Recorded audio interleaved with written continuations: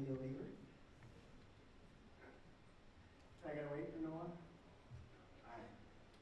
What do you motion? Alright. Well, welcome all. Thank you for coming to the All Good Things Schoepp Farms booth.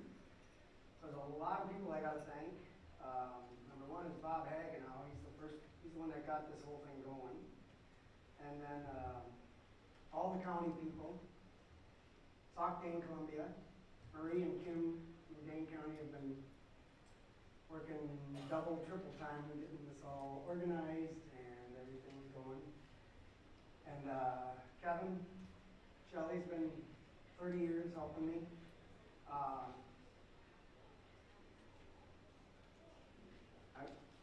My son's not in here yet, so I'm going to skip. Francois, raise your hand. He's been helping me big time, covered my butt for a lot of different things. So then, can I start playing here, or how do you do it? You got it? You got it. So, this is from May 10th, Schoepp Farms, Senate Ag and Tourism Committee meeting we hosted. We're lucky enough to have 7 offices from the state, Senate and Assembly come out and tour our operation and learn what we're doing, learn where we're keeping nutrients and soil on our land where it belongs. So this is just a video from that. Obviously there you can see Lake Wisconsin in the background. Just another shot of that. This was rye planted last November, and we were grazing it. This was May 10th. And obviously we have a yard there. I think there's going to be a picture coming up very shortly here.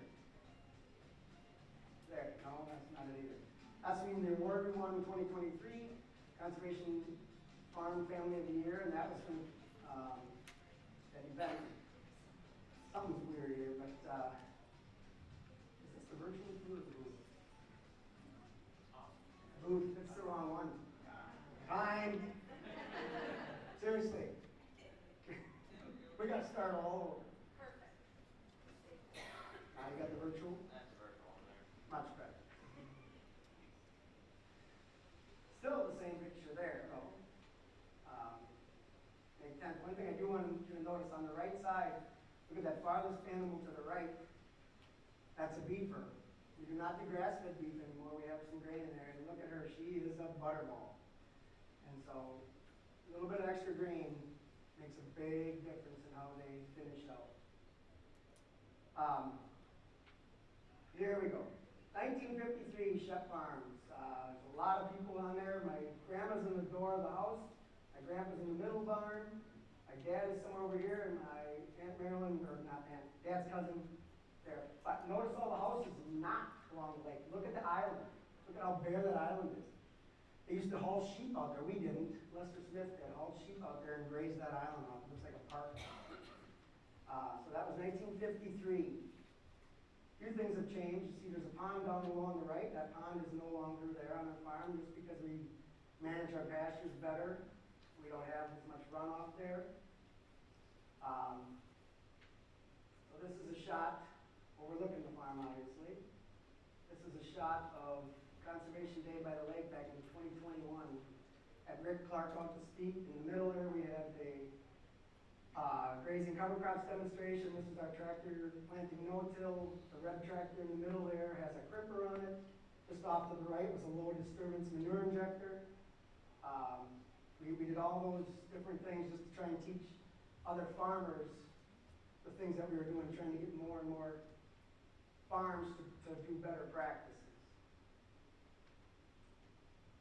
And my parents' house is just up here on the left. Can I fast forward this? It might be coming. Oh, here. So my mom and dad are not here today. My dad had I'll let you listen. Mom and dad dancing, their house in the background, their oldest great-grandson walking out the lane there, walking the cows up. The oldest great-grandson was expecting twins today. Hey, who's that? Who's that? That picture was used 19 and a half years ago in the same same building for a presentation for PDPW on a grazing dairy heifers presentation I was part of in this building 19 and a half years ago. You guys didn't know that was going to be in there? Bethany did. She saw it last night. So you can switch to the next one.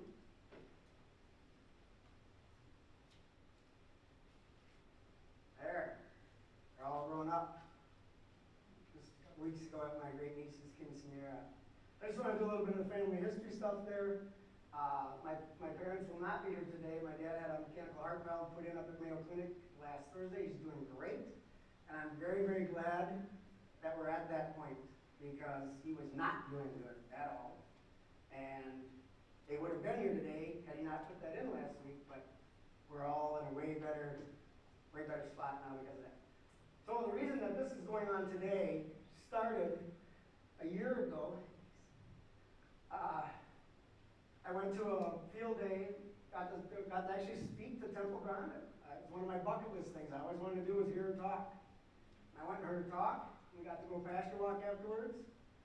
And I actually got to teach Temple Grande something. We were sitting there talking about happy lines on cows, and she said, huh? I said, come on. So I pulled my phone out. My phone was very dirty.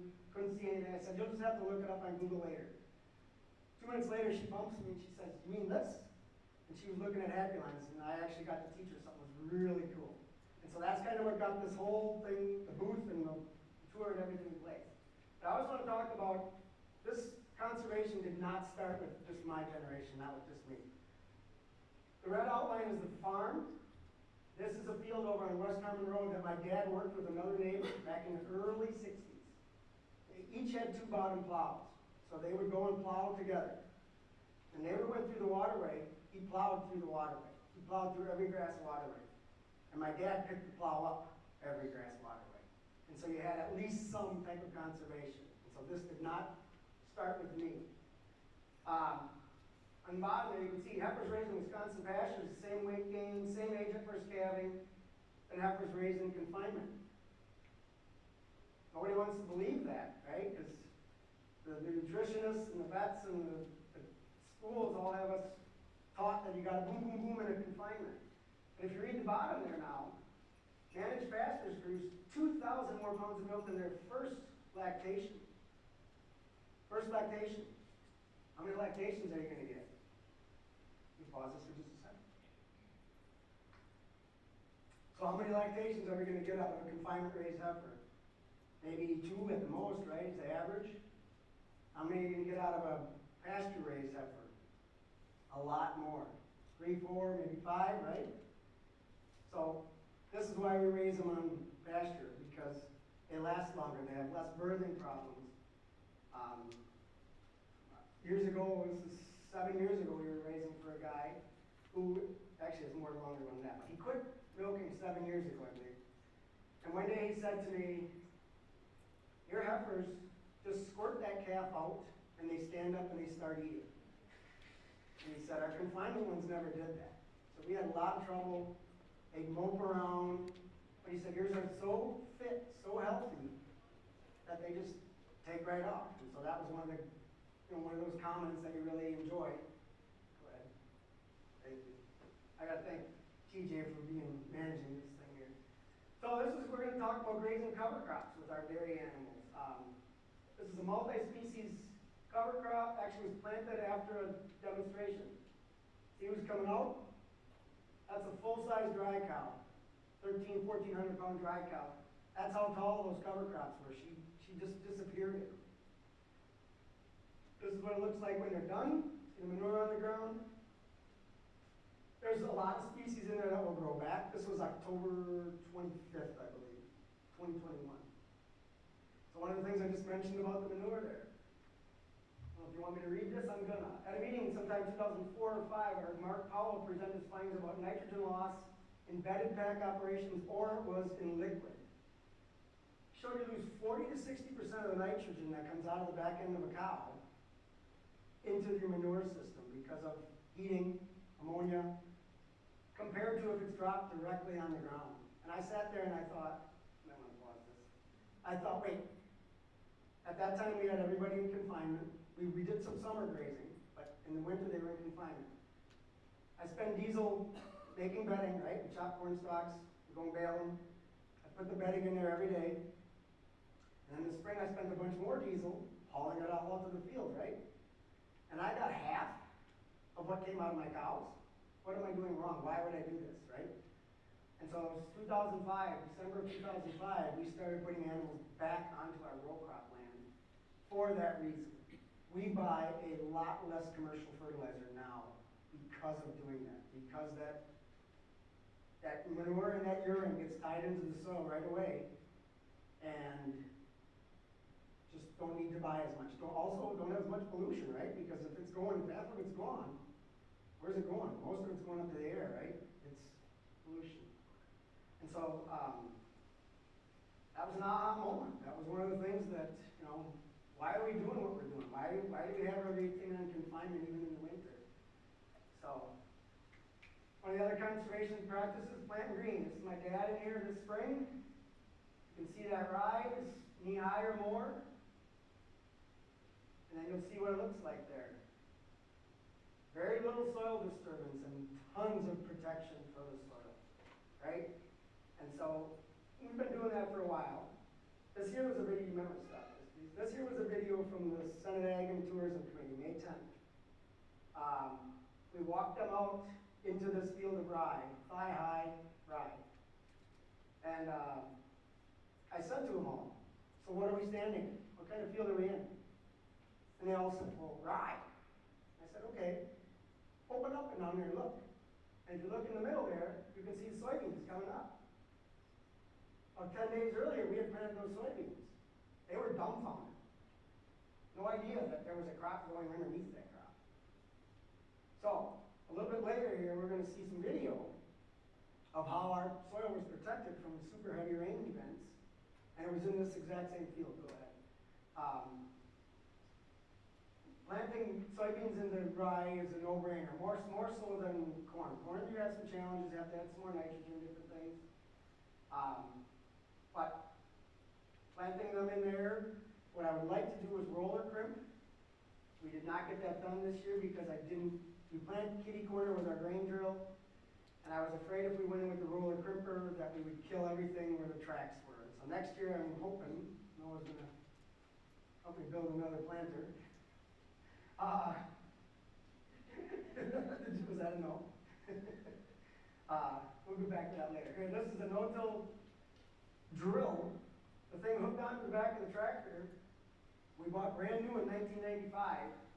We traded off our Landau Tillo. In 1988, we had bought a Landau Tillo. Beat the heck out of the soil. We thought it was exactly what we wanted. Disc diggers, a reel in the back, and you wanted to go so fast and you couldn't see that reel spinning, and you knew you were beating the hell out of the dirt. 1991, we started no-tilling, and by 1995, that till-all was gone. We traded off on that Coulter cart. We already had the grain drill. With that system, you can pull a conventional grain drill. That thing has planted a lot of acres. We have rebuilt that thing many, many times. My dad loves running that thing. And I guess one of the things that when I agreed to do this was, I had hoped that we'd have the beans all done and the wheat all on the ground. Well, thanks to Noah and everybody else helping, beans are all done and the wheat is all up. Dad actually got to plant some wheat last week before his thing, at the combine. So, I'm glad all that stuff's done. And Dad's got to not drive the combine for 2 weeks. That's going to be a bit of a problem. I said I hope it rains every other day. Somebody said we need to put a lawn sprinkler up outside their house so that it looks like it's wet all the time. So this is the cover crop field back in 2021 on the south end of our property. I've never planted sunflowers before. Darren Yonke and saw country been planted for years. No one ever told me how much people love them. Not only farmers. I got calls from everybody under the sun. I'm going to pause this for a second. In the 30 years we've been doing all this stuff, by far, the most positive response was from buying a 50-pound bag of sunflowers and throwing that in on 18 acres. It's an 18-acre field. I don't know what it costs, $100 maybe? I don't even think that much. By far, the most positive response of all the stuff. I got calls from people that you would never believe would be interested in soil health. What do you got going on out there? What is all that stuff? One of the neighbors, I don't know if you can see it in here, texted me one day and he said, what's that purple stuff growing in there? I don't know, my guess would be a purple top turnip. A few weeks later, I was in the field and looking around, and here I found a purple top turnip, and that was not what he was talking about. It was Ethiopian cabbage. I should have had a picture in here, but I had the two things.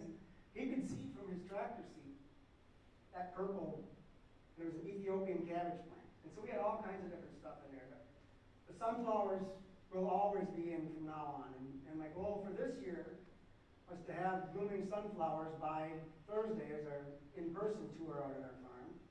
And we got a few. I went to a field day that Marie put on July 30th, 31st, right? One or the other. And Brendan Blank brought me some seed there. I got home from that night. I planted 4 passes along the road just to get something in the ground.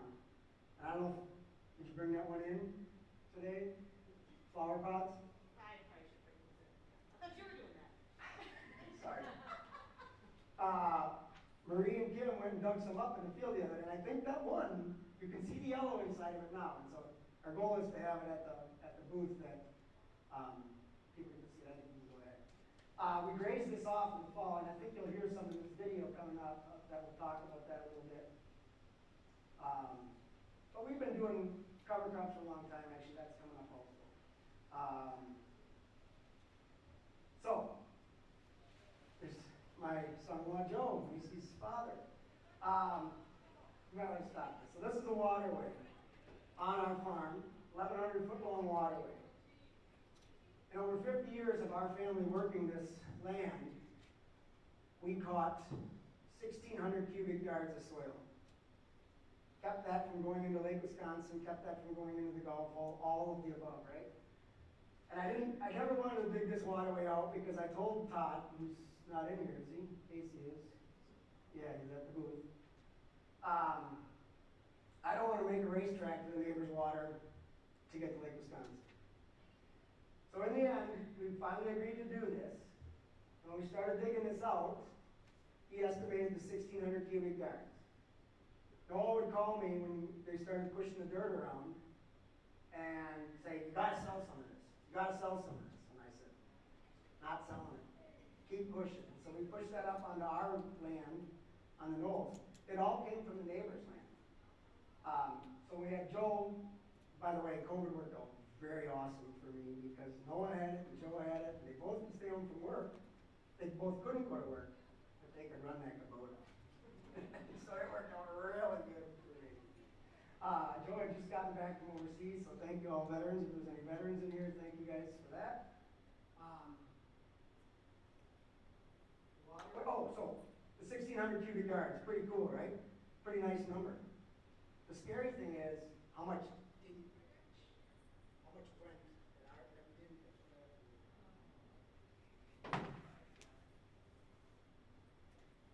You gotta hear me on that if I just talk? What about the guy in the back? No, he's saying no? It would be better with the microphone. I have. But it died. Hello. Hello. Hello. Hello. I'll make your phone keep going here. That works. I hear you now. Perfect.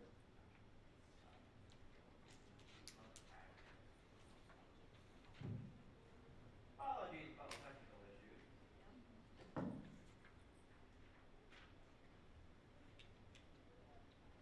Sorry, cool, thank you. Anyway, like I said, so much that we did not catch is the scary part. And so we're just, basically this whole thing, this tour, this All Good Things booth, is all about trying to get people to do better practices, do a better job of keeping their soil and the nutrients on their farms, and just showing them that can be done. We've been doing it for over 30 years, and is that playing now or not? Yeah. And so yeah, we took all that soil. You go by the booth out here, there's a sign that we had Lila make up, and it says topsoil for sale. At Columbia County board out one day, and had to make up a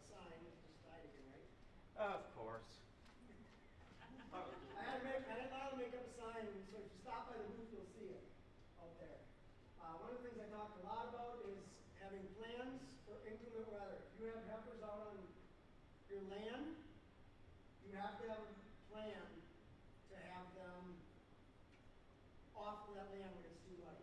This here is a bog pasture, so if you look as the cattle are running, the ground will actually sink down in front of them. You can see the fence and stuff moving, that's from the cattle running across there.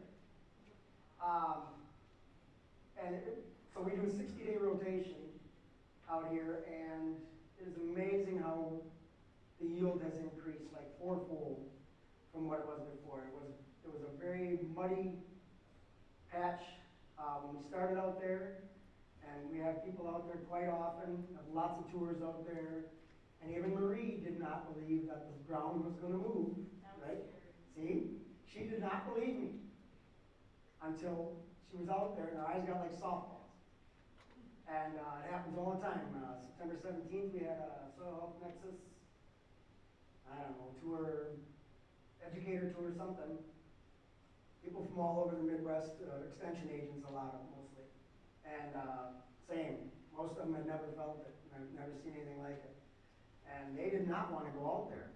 They said, oh, we're just going to go to the home farm. And I said, too bad, we're going. And afterwards, they were all very, very glad that we went to that.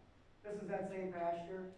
I don't know exactly what year this was, but like I said, 60-day rotation. So we put them in a long and narrow paddocks. There's displays. I'm going to not talk for a little bit. That was only cover crops in the mid-90s.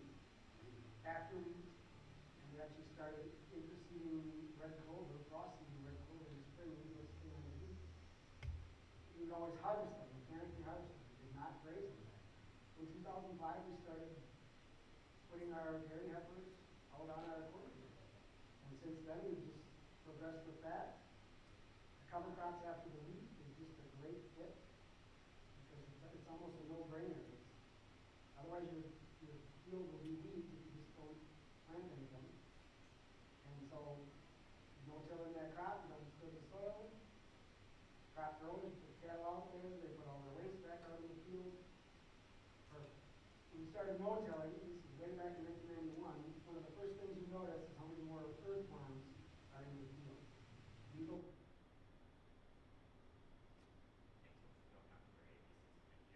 Okay.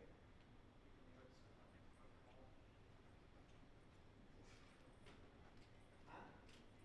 I don't remember. There is a stock I'm looking here I want to talk about. So that's Noah running the combine there. And this actually shot up in April, I think a year later. But when Noah was running the combine there, and then I was with the cows in the middle. I do want to talk about that a little bit. This was in the spring, we're grazing corn stalks because we did not get to graze in the fall because it was so wet. We had a lot of snow, a lot of yield monster. Boom, right now you do. I've said before, yeah, back it up. Just that last thing. Depositing their urine and the manure right on the land. And are you perceiving red clover, frosting red clover? One of the first things you notice is how many more earthworms are in the field. You go back to check the depth chart of the seed, you take your knife and you start digging, and where are all these worms? Because that was never before. You were working in soil.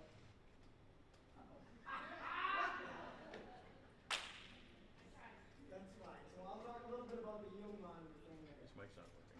This field right here is the one that was when you're going across this field with the yield monitor, where the cattle were, the yield was much higher than where the cattle are now.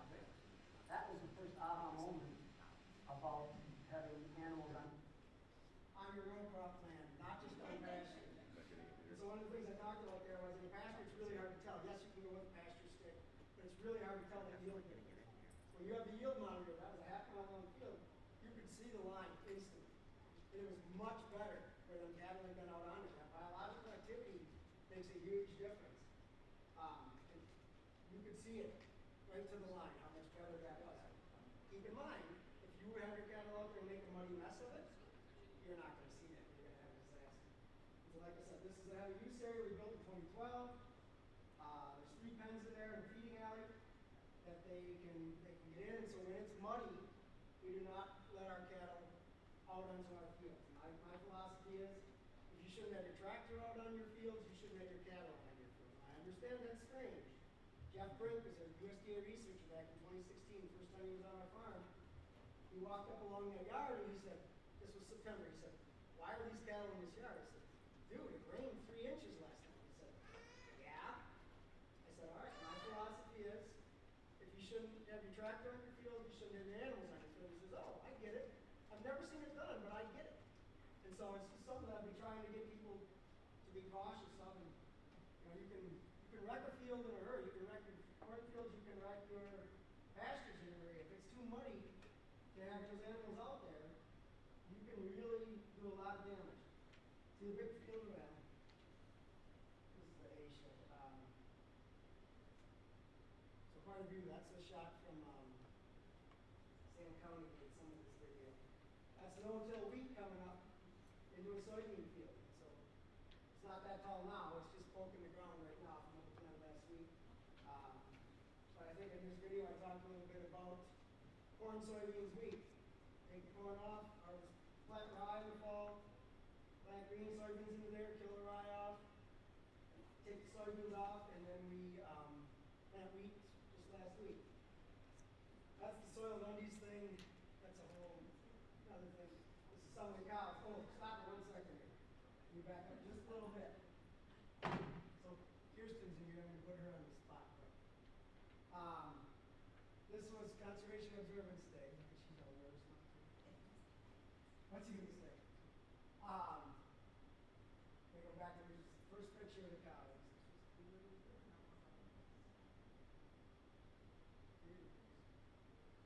There was Macy in Cammy's belly. Did you say don't say it? Don't say it. No, I didn't know, jump scare. Uh-oh. Is it back farther yet?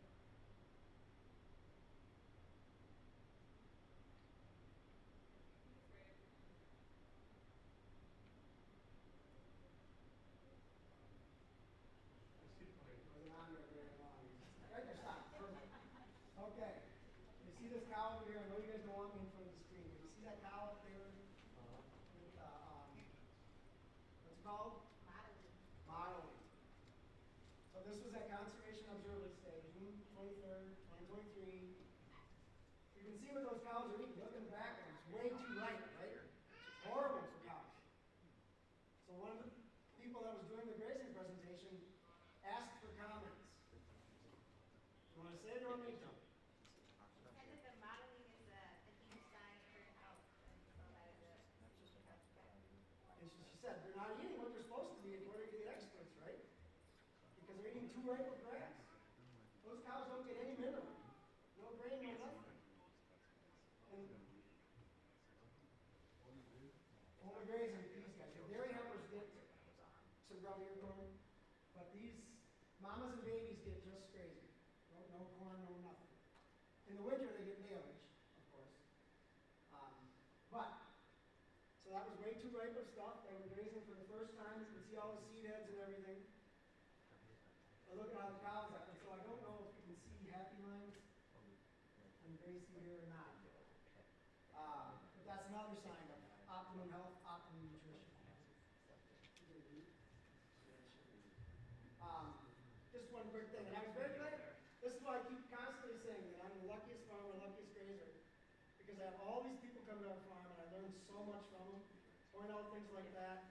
Just lots of different outlooks on everything. Everybody comes at it from a little different.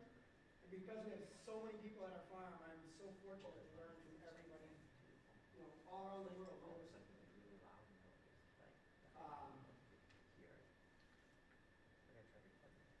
just a different shot. This guy here now is a bull already. So this was Todd talking about that thing. We can cover it up. And, no, it's I can see it, but the little 1 hour mixer there, that actually lights right up on it.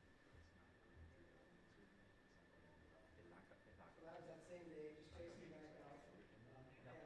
This is back on our stock pasture, our log pasture. There's Brian Pillsbury and Noah talking.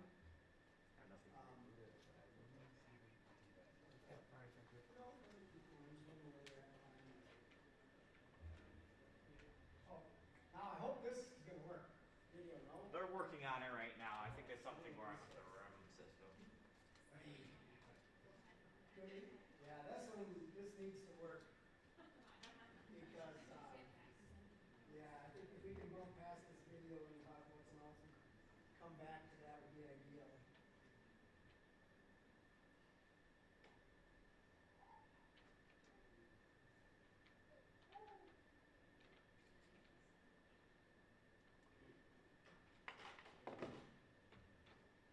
If you go to back up one slide, you guys are still working on sound. Alright, so this I can talk about, because this doesn't have anything going on. So, in the winter, I talked earlier a little bit about outwintering our animals on our row crop fields. This is what we do. You know, this is just corn stalks. There's no cover crops in this. Now, if you let them out and let them have the whole field in one day, it's going to all be packed down like this, right? So what happens? It freezes to the ground. The cows can't get it, right? Once they stomp that down, and also they might poop and pee on it, then they're not going to eat it, right? So once that's frozen down, they're not touching it. So we move a fence every day, just like we do when we're grazing in the summer. You see what they're in now? They can eat that all day. Tomorrow morning, it's going to be just like this. It's frozen like an ice cube. They're not getting anything. So you can let them out. You can let them have the whole field. You're going to get very little of your nutrients, or of your yield, of what you want them to eat. But the bigger problem is, where are all those nutrients coming out of the cows going to be? They're always going to come by the gate, what's closest to where they're going to eat and drink. They're always going to be sitting there in the morning. And us moving that fence every day, and we also use back fence, which follows it. We spread out our nutrients better than a manure spreader. And like I said, if you don't do that, you're going to get very little utilization of your crop residue or cover crops or whatever, and very poor manure distribution. So that's just one of the things that we do. Yes, it takes a little more time, but it's definitely worth it. One thing I will tell you, there's a lot of days when it's really cold, like see this here is in the snow, you'll have no problem pushing that in to the ground that day. Because underneath all that snow, it's pretty soft. The next day, that post is going to be frozen like a stone. You're going to have to fight to get that thing out, and you're lucky if you don't break it up. So, when we get to this, we take a cordless drill. This is the 3/8 drill bit. Take a little smaller weight, punch a hole, goes in much easier, and comes out much easier. How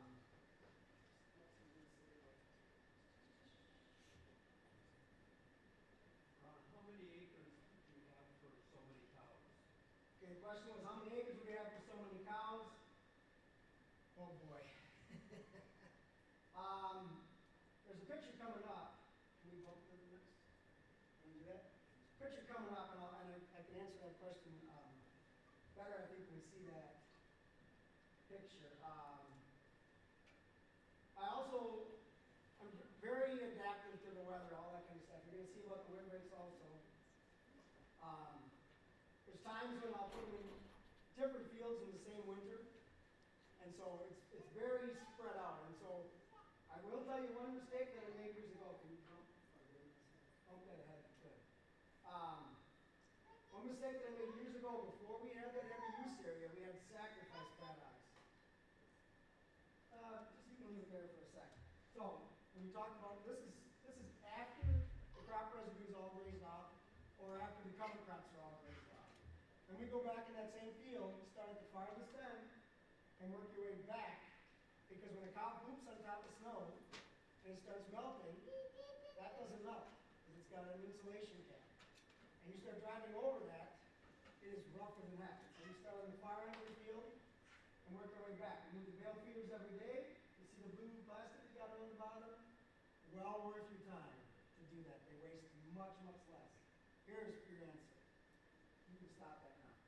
This is a 21 acre field. There's a set of windbreaks there, and each side. About 100 animals in each group. So 100 animals per 10 acres. That's not for the whole winter, because like I say, we move around. Back to the mistake I made, was farther to the left up in this field, but farther to the east, where we used to have those sacrifice paddocks. And we left those sacrifice paddocks in the same place too many years. We do have your video working now. All right, let me just finish with this and then we can bump back that up, that's all right. Just because it was simple, we had it all set up, we knew exactly how we were gonna set up those sacrifice paddocks every year, but I left it in the same place for too long.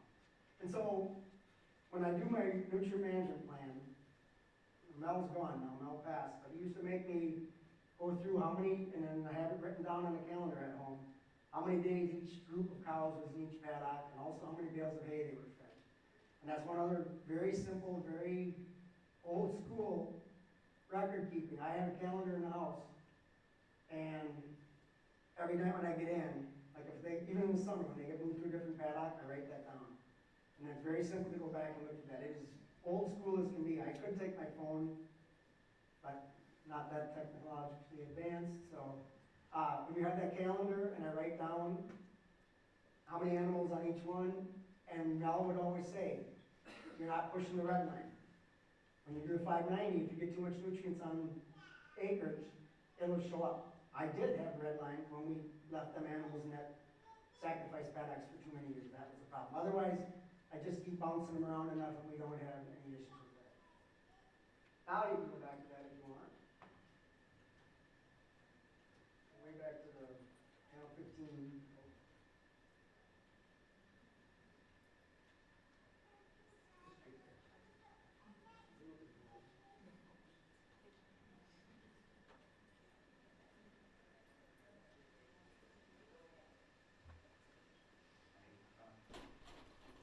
Not play.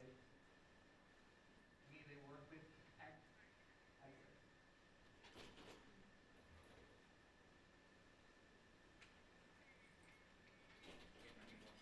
Oh, you're fine.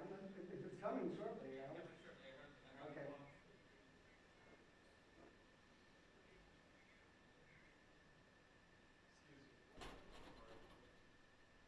Type of forage, just a lot of. WFTV's Marcus Arzold is hearing from agricultural experts and farmers who share conservation tips to navigate the wild Wisconsin weather.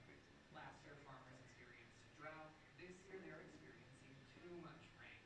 In Lodi at Schoepp Farms, they explained to me they work with agricultural experts to farm and practice in a way that reduces harm while also helping their crops grow. This farm here practices a kind of a multidimensional practice of conservation farming, where they have rotational grazing behind me, helps keep the soil in place, and they also do cover crops and no-till. Natural resource specialist Olivia Kovacs works with farmers like Ron Schoepp to farm in a way that prevents his fields from losing soil in an increasing number of storms.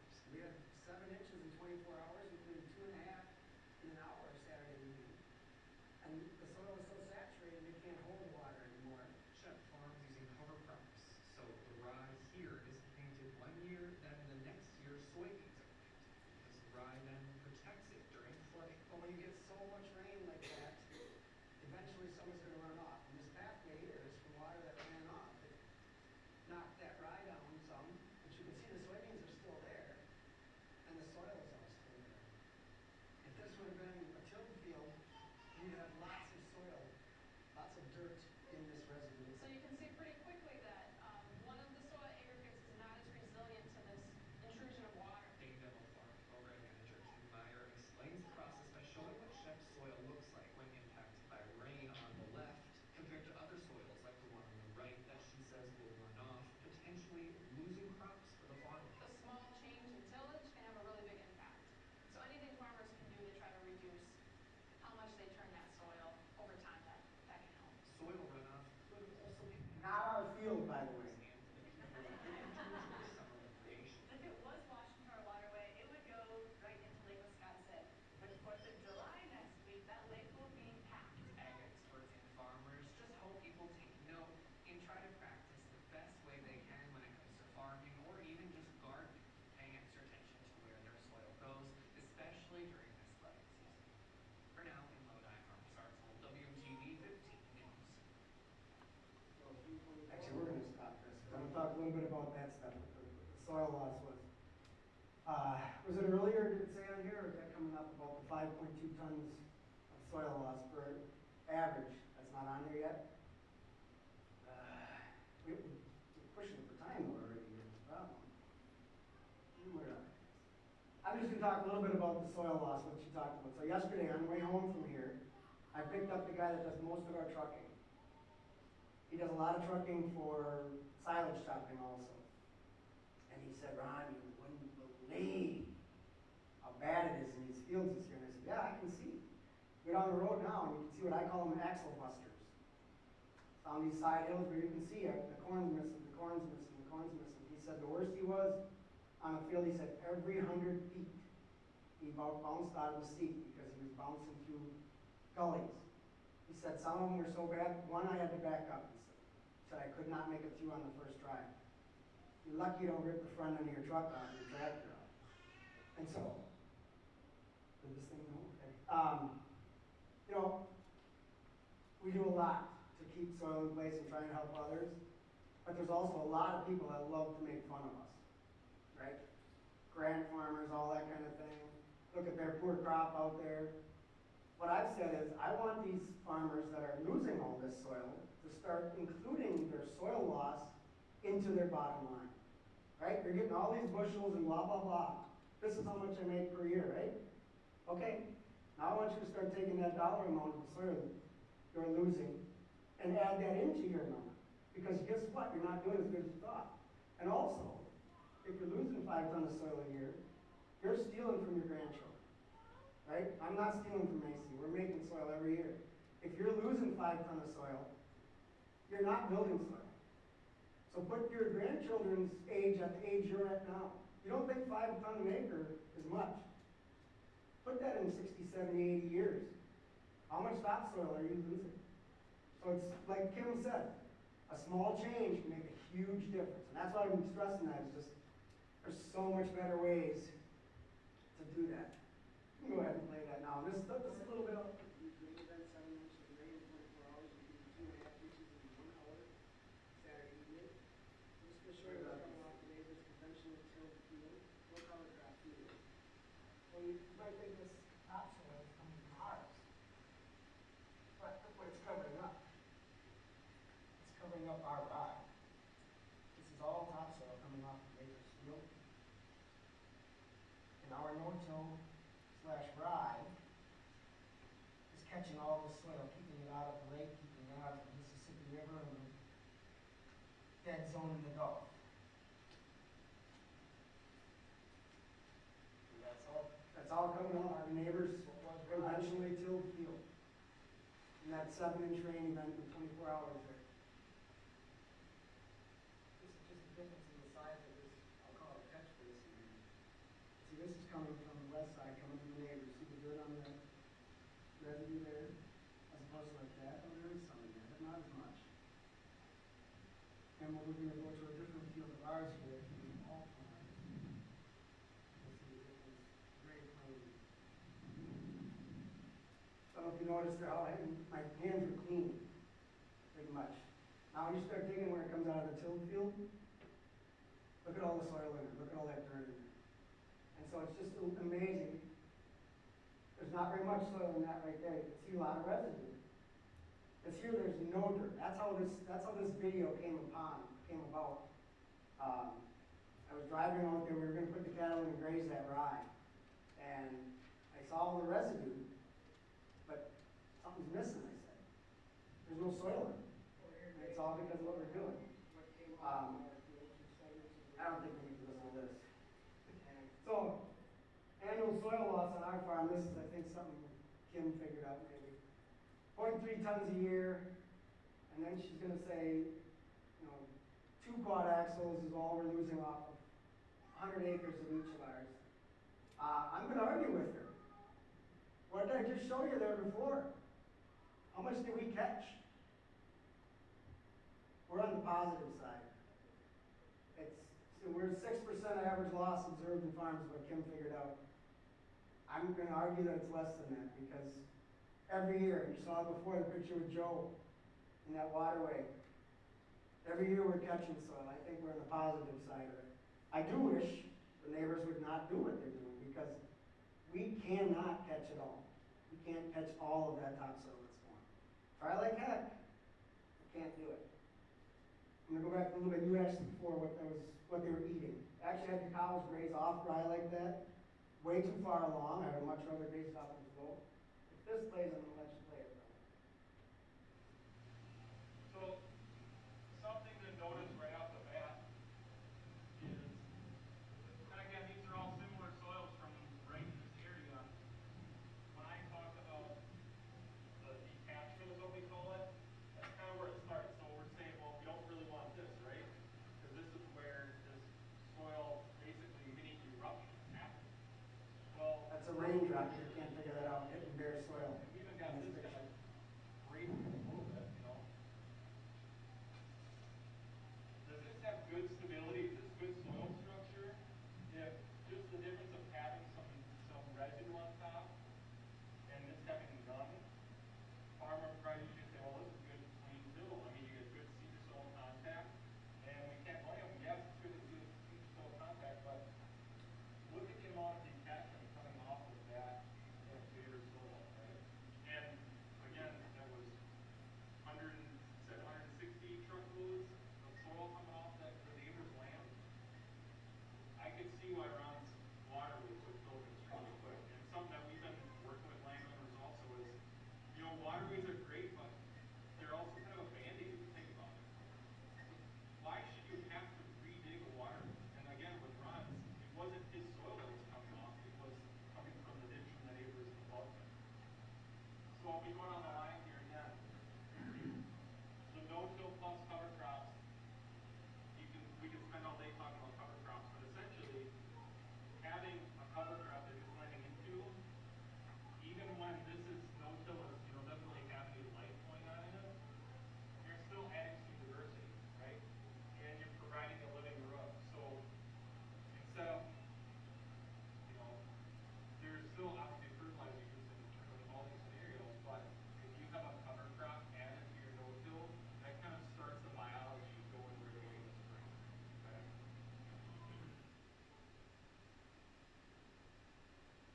Not sure if he's talking more or not. But you can see the difference in the runoff.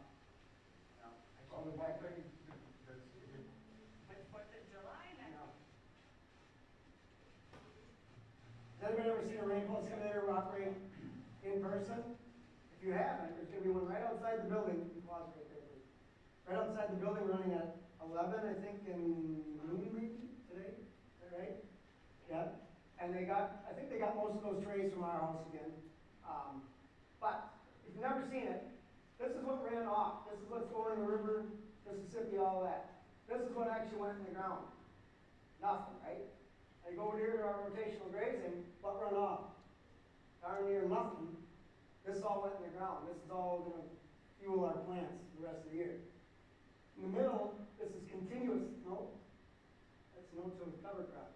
Oh, continuously grazed. So if you're not rotationally grazing, it always looks great. It looks like a golf course, right? Look at how much is running off of that. There's some going in, but nothing like the rotationally grazed. So being that this is dairy export, I should probably talk a little more about the dairy heifers, right? And the grazing of dairy heifers. And how they do so much better health-wise. Every university in the Midwest has studies on this. None of them want to do that study anymore because they all get the same response that, yes, that heifer's going to live longer. Yes, she's going to have better foot health. Yes, she's going to have less calving problems. Nobody wants to do that study anymore. But so many people think it's backwards to put an animal back out on pasture, right? Raise them that way. But who wants a heifer that's going to, like I said, all those things, right? Who wants all those things of having a heifer raised on pasture? But everybody wants to put them in a building. Why would you do that? There's all these studies showing why. You can raise them out there this way and have a better heifer, make more money, all of that stuff. You can go ahead and start playing. I need to answer this man's question though. well, the one thing that's interesting to see is where more and more farmers are getting into this, along with. This is mostly orchard grass and some alfalfa what they're raising. You asked before what is it? Mindset change. This is orchard grass on the second or third time of the year. A lot of times it- Orchard grass only heads out once. your corn- Earlier when I showed the wheat cows, you all plant- that was when the heads were on it. The rest of the year it's beautiful grass. It's kind of a plug-and-play system. Soil health farming has to, by its nature, be very adaptive. That's where this managed grazing system is really the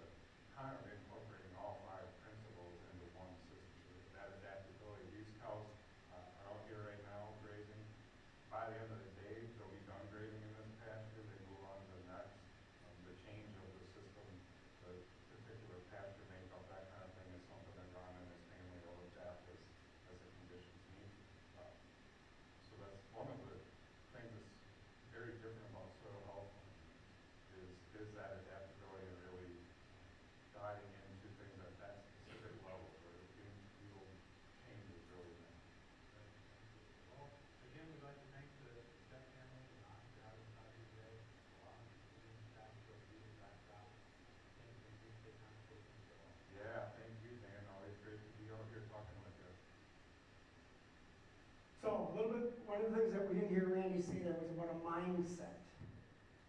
To do what we're doing, you have to change your mindset, right? You have to be more adaptable and everything. Francois and I walked around in that field where the neighbor's soil was coming into our land, right? And we walked on ours first, and we went and walked over there just looking around, nosing around. And Francois said to me that day, I understand why some people don't want to change. I said, it's very simple. You go walk in our field today, and you walk in this field today, and if that doesn't change your mind, you're not looking at the same thing I'm looking at. Because it's very simple to see how, like Kim said earlier, small change, I mean, obviously we're doing a little more than a small change. But if you go walk around in your field and you see a neighbor's field right next door, that's not only not losing soil, but catching your soil, I would hope that that'd be enough to change your mindset. We're really going, I'm supposed to be done here in 7 minutes, so I don't know what else is at the end. Can you just scoot your head quick if we get to the end? Ready? What? No? It's close. Oh yeah, back up a little bit there, sorry. Oh, we can just talk here. So one of the other things the chefs love to do with snowmobile, I think there's 22 or 3. This picture was actually taken when my dad was under the knife having total shoulder replacement, January 4th, 2019. And I told Dad, when he said that's what he had for an appointment, I said, that's chef trip, shouldn't do it. He says, we won't come up this year, I want to get this done. And so he's like, none of you guys are staying, you guys are all going. So we're up north, the whole chef clan, 20 some of us on snowmobiles, actually 20 snowmobiles, there's a lot more than that with some of the little kids there. One of the other things I get to do once in a while is go UTV with my friends. And so, talk about other things that we get to do. I always figured at some point I'd own a Harley, but now my friends all have these, and so at some point I'm going to have one of these. Last year I brought my brothers. A couple weeks when I go to Iowa with them, I'm going to borrow my brothers. I said, Noah lets me go, because Noah told me, I'm going to pick on you here. He told me a couple weeks ago there, we do a lot of talking, a lot of trying to get other people to change, a lot of trying to get the next picture, which you saw already, getting government to change. We had the Senate Ag Committee out at our farm. The reason we had the Senate Ag Committee is, can you pause that for a sec? The reason we had the State Senate Ag Committee out is I was asked to testify at a public hearing at the state capitol, January 30th, for the grazing pilot program. And while I was there, I was talking, and I said, if you want to see what this is going to make farms look like, you should come out to our farm. And the person who was in the chair at the time said, okay, and I said, I'm going to hold you to that. And everybody thanked me later for doing that, because we got them all out. I was actually asked to go to DC in March to talk to, I was with Healing Our Waters Coalition, to talk about our practices. And so this whole other group, they all had something like, Jeff standing next to me was PFAS, and Jennifer was some inner city, I don't remember what even. Eric Cantor's Team Wisconsin on the end. And we go in and talk, and then in the end they would say, okay, there's a better way to do it. And so I had a lot of papers that I'd hand out showing all the different things we've done. And not that long ago, Kristen probably knows this, when the GLCI thing came through, right, it was asked for 10 mil, right? And what did we get? So, a lot more, which sounds like a lot, right? It's a drop in the bucket compared to all the billions of dollars spent on other ag committees. I was riding with Dennis Hancock up to Marshfield a couple weeks ago, and this is when Noah got on my case the next day. Because I was gone, and it was pretty hectic around the farm. Noah's truck was down, my truck was down. Everybody's been at each other's throat, and the next day Noah said to me, you need to get your priorities in order. And I said, don't you worry, I do. Because I was riding with Dennis Hancock to a meeting. And Dennis told me that day, Dennis was at the field day, May 10th with the Senate Ag Committee. And he said, I talked to your dad, and what happened was on the way up there, I said, just in case I get a call from my dad, he's probably going to be upset, because he doesn't know I'm on the way up. And Dennis said, I talked to your folks that day, that Senate thing, and he said, your dad said to me, I don't know why Ron gets involved in all of this stuff. And Dennis told him, I'm sure glad he does. Now I just got to have Dennis talk to Noah and tell him the same. But I told Noah, if if you get all the opportunities that I've had, I'm very fortunate, very, very lucky to get to do these things and have people at our farm all the time and learn from everyone, try and convince others. I said I have my priorities just fine. Dennis Hancock told me that day on the way up, I was talking about the GLCI thing, and I said, I have no idea if this trip had anything to do with that. And Dennis replied, I suspect it did. And so, this is what our goal is. This is why all the people, all the groups out here, part of this booth, are all groups that we've done stuff with over the last 30 years. They all have the same goal in mind. We might be way at far ends of different things, Keene, Wisconsin, Sand County, all these different things, match made in heaven, all the county, UW, all that stuff. But they're all trying to get the same thing. Keep our nutrients where they belong, keep our soil where it belongs. There's a much better way to do it. And by the way, we can still feed the world. Some people will tell you, you can't feed the world unless you're doing all this tillage and all those things that we're doing. I absolutely disagree, and I'll go back to 2012. We had major drought in Wisconsin, right? 2013, January, February, crop insurance salesman sits down at my kitchen table with me, and he says, well, didn't anyone ever tell you how much you would have gotten paid last year? And I said, no. So he starts punching away at his computer. He's got all of our production history over the last 10 years. Because all we had was a catastrophic policy, but we still had to do all that stuff. And he's typing away, and he said, well, I'll be. You're the first farm that wouldn't have gotten paid back more than you paid in. And I said, in 2012, if I don't need crop insurance, I don't need crop insurance too. So, trying to get everyone to be a little more resilient, a little more climate smart, all that stuff. And when you do that, the wet's not as bad. You can see with all the flooding things we had. And the drought's not as bad. We can mediate a lot of that stuff. And we can definitely still feed the world. Any other questions? Because we're right at time. Oh yes, thank you. Forgot to mention that. Thursday, that's how this whole thing got started, is I wanted to do an in-person tour. And when Expo got a hold of us, asked me to do this, I said, my first thought was, I don't want to do a virtual tour, I want an in-person tour. And I thought, better get my foot in the door, right? And so we agreed to do this, and they said we could promote this. And this is October 3rd. If you stop by the booth, or maybe Kristen has somebody stand out, if you can, just scan the QR code, because we don't have tons of these, I don't think. This is Match Made in Heaven. This is about getting animals back on the row crop land. We're actually having a tour at both the home farm and the stock pasture, the bog pasture. So if you want to feel the ground move, come on out Thursday. And in the afternoon, we're going to the bog pasture, and you'll get to feel it. In the morning, going to be at the home farm, and they'll be grazing cover crops. We talked about the row crops, all of that stuff. Any other questions? You asked before about what they were eating. So on the bog pasture is almost all canary grass. Just a reed canary grass. That's one thing that can stand the water, and it can stand the water and not die. And there's two plants that I know of that can draw nitrogen right out of the water without soil. One of them is lily pads, and the other is canary grass. There may be more, I don't know. But any other questions? Otherwise,